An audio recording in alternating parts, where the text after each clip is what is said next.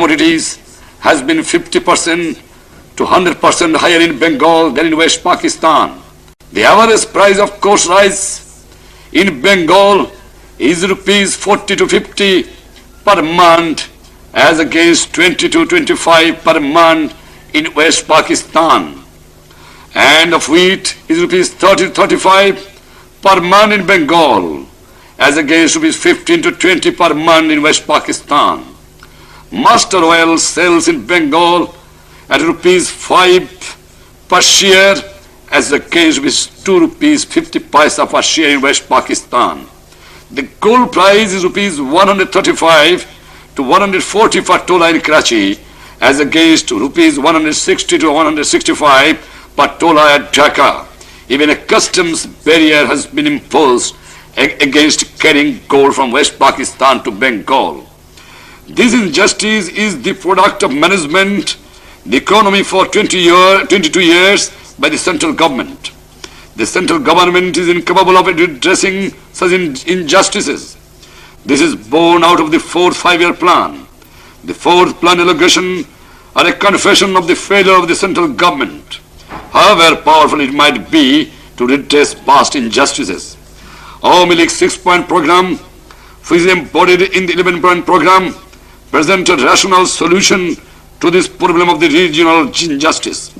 With a central bureaucracy in which Bengalis account for barely 15%, and with the nature of our power structure being what it is, to expect justice from the centralized system of economic management would be to expect the impossible. Attempts to secure larger allegation by political representatives of Bengal and other underdeveloped areas would only aggravate regional tensions and threaten the viability of federal government. The only feasible solution is the reordering of the constitutional structure by giving full regional autonomy to the federating units on the basis of our 6-point formula. Such autonomy, in order to be effective, must include the power of managing the economy. This is why we insist upon federating units having control over monetary and fiscal policy and foreign exchange earnings and other powers to negotiate foreign aid and foreign trade and foreign aid.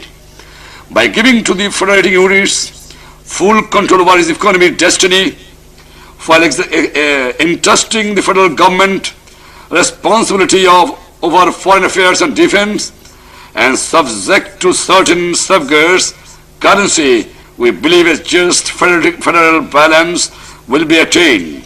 Our federal scheme envisages the abolition of all Pakistan services and its replacement by federating services in which persons shall be recruited on the basis of population for all parts of Pakistan.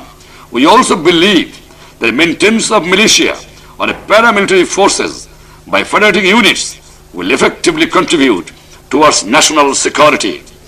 This federal scheme, by removing the source of doubts, distrust, and discrimination, will ensure a strong Pakistan. This scheme will understandably be opposed by those in our region who would like to treat another region as a colony or a market. We believe, however, that this scheme will have the full support of the common man of Bengal and West Pakistan.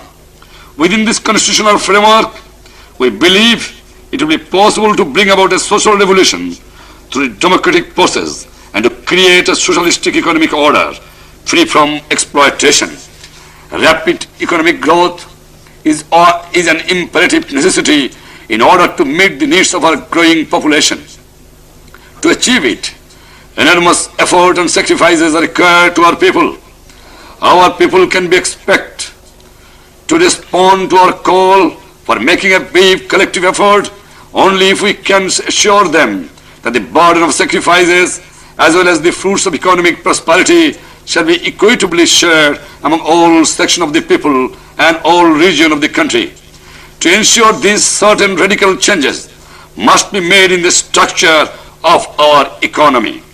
We believe it is imperative to place key areas of the economy, including banking and insurance, under public ownership through nationalization. Future development in these areas should take place in the in the public sector. In the new order, workers should share in the equity capital and management of the industrial enterprises. The private sector also, in its own sphere, must make their full contribution to the economy. Monopolies and cartel must be totally eliminated. The tax structure must be made truly progressive on the consumption of luxuries. Extensive support and encouragement must be extended to a small scale and cotton industries. Such support should include ensuring regular supply of raw materials, such as yarn, dye stuffs, to handloom weavers at reasonable prices. Marketing and credit facilities must also be made available to them. A small-scale industries must be developed through cooperatives and dispersed through the countryside, reaching into the depths of rural areas, so that desperately needed employment opportunities are extended to our rural masses. Jute has suffered from criminal neglect, a discriminatory exchange rate, a parasitic middleman have denied to the jute growers a fair price. Nationalization of the jute trade and muscular emphasis on jute research aimed at improving quantity and yield per acre will enable jute to make its rightful contribution to our economy. Cotton needs similar attention, and therefore we believe that cotton trade should also be nationalized and measures adopted to improve quality and yield. Our major cash crops, tea, sugarcane, tobacco still suffer from appallingly low yields due to neglect of previous governments. In a resource-poor country, every effort must be made to ensure rapid increase in productivity. A fair and stable price to the growers should also be ensured. Indeed, our entire agricultural sector needs to be revolutionized. Jagirdari, Jamindari, Sardari systems in West Pakistan must be abolished. The entire land system has to undergo a radical reorientation in the interest of actual tillers of the land. Ceiling must be imposed on land holdings. Land above such ceilings and the government cost land must be redistributed to landless cultivators. Agriculture must be modernized. The obstacle presented by the fragmentation and subdivision of land holdings must be overcome.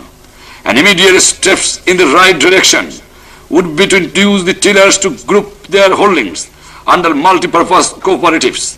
Government could provide effective inducement for this purpose by funneling through such cooperatives vital inputs such as irrigation, embankment, drainage, deep tubewells, power pumps, fertilizers, improved seeds, agricultural implements and machinery, credit and instruction in modern agriculture techniques. As a measure of immediate relief to our peasants, we are groaning under the burden of land revenue. We should abolish land revenue in respect of holdings up to 25 bighas and the right of all areas in respect of such holdings. Ultimately, we aim to abolish the present system of land revenue. These vital areas, which form part of infrastructure of economy, must be accorded the highest priority. The first is flood control. A comprehensive flood control program must be implemented on an emergency basis. Measures to prevent waterlogging and salinity in West Pakistan must also be implemented at an accelerated pace. The next vital area is that of power.